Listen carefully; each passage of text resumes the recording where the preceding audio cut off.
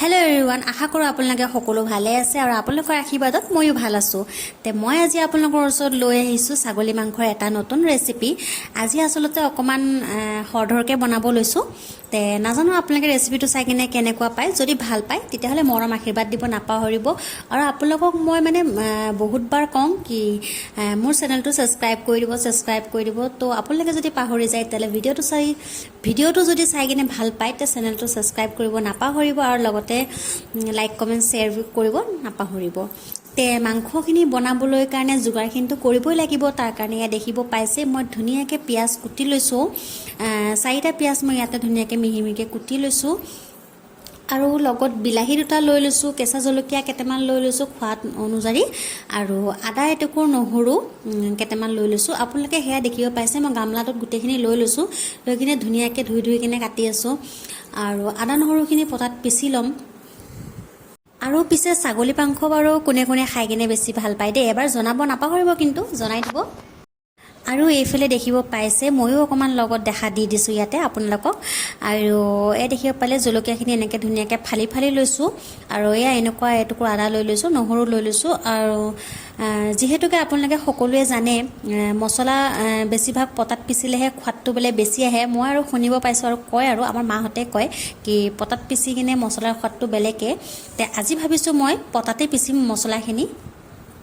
আৰু এইফালে দেখিব পাইছে 300 গ্ৰামমান এনেকুৱা ছাগলী মাংস লৈ লৈছোঁ। আৰু এটা কথা, আপোনালোকে যেতিয়া ছাগলী মাংসখিনি কিনিব লগতে অকণমান ফেটছ ল'ব নাপাহৰিব, কাৰণ কিয় আপোনালোকে জানেই সেইটো সোৱাদটো বেছি ধুনীয়া। আৰু ল'লেও ইমানকৈ নল'ব যিহেতুকে বেছি গ'লে। আৰু এইফালে কেৰাহী এটাত অকণমান তেল লৈ লৈছোঁ।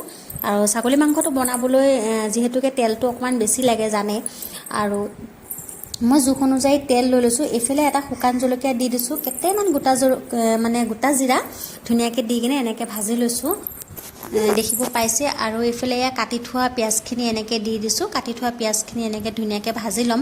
পিঁয়াজখিনি যেতিয়ালৈকে অকণমান নৰম নহয় তেতিয়ালৈকে ধুনীয়াকৈ এনেকৈ লৰাই চৰাই কিনে ভাজি ল'ম। আৰু যেতিয়া মছলাখিনি এনেকৈ ভাজি থাকিম, পিঁয়াজ চিয়াজখিনি এনেকৈ ভাজি থাকিম, গেছটোৱে কম হাইটো ল' ফ্লেমত দি ৰাখিব, যেনে মছলাখিনি আমাৰ জ্বলি নাযায় সোনকালে। আৰু এইফালে দেখিব পালে কাটি থোৱা কেঁচা জলকীয়াখিনি ইয়াতে মই এনেকৈ দি দিছোঁ। দি কিনে এইখিনিও এনেকৈ ভাজি ল'ম। ভাজি কিনে আদা নহৰু পিচি ৰখা আদা নহৰুখিনি দেখিব পাইছে, নহৰুখিনি দি দিছোঁ। আৰু ইয়াতে আদা পিচাখিনিও এনেকৈ দি দিছোঁ। এতিয়া এইখিনিও আমি ধুনীয়াকৈ এনেকৈ লৰাই চৰাই কিনে ভাজি থ'ম। জানে বেছিকৈ মছলাখিনি ভাজি গ'লে তৰকাৰীখন আমাৰ অকণমান তিতা তিতা লাগিব। সেইটো কাৰণে গেছটো একদম হাইটো ল' ফ্লেমত ৰাখি কিনে আমি মছলাখিনি ধুনীয়াকৈ এনেকৈ মিলাই কিনে ভাজি ল'ম। তাৰপিছত এতিয়া আমি ইয়াতে মছলাখিনি দি দিম। দেখিব পাইছে সোৱাদ অনুযায়ী নিমখ দি দিছোঁ অকণমান, আৰু 1 চামুচ হালধি। আপোনালোকে মছলাখিনি কিমান খায় নাখায় সেইটো অনুযায়ী দিব। তাৰপিছত 1 চামুচ জলকীয়া গুড়া দি দিছোঁ। আৰু এইফালে ধনিয়া গুড়া 1 চামুচ দি কিনে ধুনীয়াকৈ এইখিনি আকৌ লৰাই চৰাই ল'ম আমি ধুনীয়াকৈ। মছলাখিনি বেছি টাইম ৰখাই নথ'ব, যেনে মছলাখিনি দি কিনে লগালগ লৰাই থাকিব, যাতে মছলাখিনি জ্বলিব টাইম নাপায়। আৰু এইফালে আমি ধুই ৰখা ধুনীয়াকৈ ছাগলী মাংসখিনি ইয়াতে দি কিনে মিক্স কৰি দিছোঁ। মই আপোনালোকক ক'লোঁ আজি খৰধৰ হৈছে, তাৰ কাৰণে মই আজি এনেকৈ বনাইছোঁ। মই বেলেগ এদিনাখন আৰু এটা ছিষ্টেমত কৰি আপোনালোকক নতুন ষ্টাইলৰ ৰেচিপি এটা দিম। আজি মই এনেকৈ দিছোঁ, এইটো ৰেচিপি চাই কিনে আপোনালোকে ট্ৰাই কৰি চাব। এতিয়া ধুনীয়াকৈ লৰাই চৰাই কিনে এইখিনি আমি ঢাকি থৈ দিছিলোঁ। ঢাকি থৈ কিনে দেখিছোঁৱেই মছলাখিনি যিমানখিনি আছিলে আমাৰ মাংসখিনিৰ লগত ধুনীয়াকৈ মিক্স হৈ গৈছে।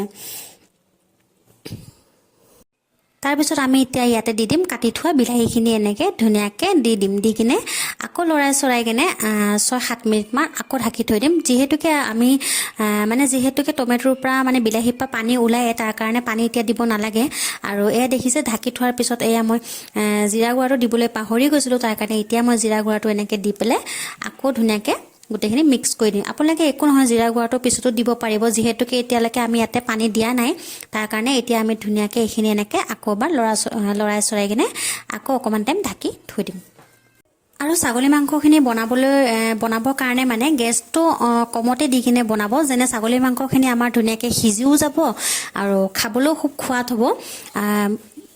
আৰু প্ৰেছাৰতো বনাব পাৰে আপোনালোকে কিন্তু প্ৰেছাৰত বনোৱাতছে কেৰাহীত বনালে বেছি এটা খোৱাতহে জানে আপোনালোকে এতিয়া মই ইয়াতে এনেকৈ অকণমান পানী দি কিনে ধুনীয়াকৈ 3বাৰমান ধুনীয়াকৈ অলপ পানী দি কিনে ধুনীয়াকৈ উতলাই লৈ ল'ব আৰু এয়া দেখিব পাইছে মই মাত্ৰ এবাৰ পানী দিছোঁ তাতে কালাৰ চাওক কি ধুনীয়া আহিছে কিন্তু এইখিনি আমাৰ অলপ সিজিব লাগিব তাৰ কাৰণে এতিয়া মই এনেকৈ অকণ পানী দি কিনে ধুনীয়াকৈ উতলাই মাংসখিনি ধুনীয়াকৈ সিজাই ল'ম দেখিব পাইছেনে আৰু খাবলৈ মন গ'লে এবাৰ জনাব দেই মাংসখিনি আৰু এই ছাগলী মাংসৰ ৰেচিপিটো পোলাও হওক ভাত হওক ৰুটি বা পুৰি সকলো লগত খাবলৈ খুবেই টেষ্টি হয় আৰু মই আচলতে ভাবিছিলোঁ খৰধৰকৈ বনাইছোঁ বুলি বেয়া হ'ব বুলি কিন্তু আচলতে নহয় ইমানেই টেষ্টি হৈছে আপোনালোকেও ট্ৰাই কৰি চাব পাৰে মোৰ দৰে এনেকৈ মানে মই যেনেকৈ বনাইছোঁ তেনেকৈ কেতিয়াবা যদি খৰধৰ হয় এনেকৈ নিশ্চয় বনাই কিনে চাবচোন এবাৰ খাবলৈ খুবেই সোৱাদ হয় আৰু যদি ভিডিঅ'টো চাই ভাল পাই থাকে তেতিয়াহ'লে মৰম দিব নাপাহৰিব বাৰে কৈছোঁ চেনেলটো ছাবস্ক্ৰাইব কৰি দিব আৰু আজিলৈ ভিডিঅ'টো ইমানতে সামৰণি মাৰিছোঁ বাই বাই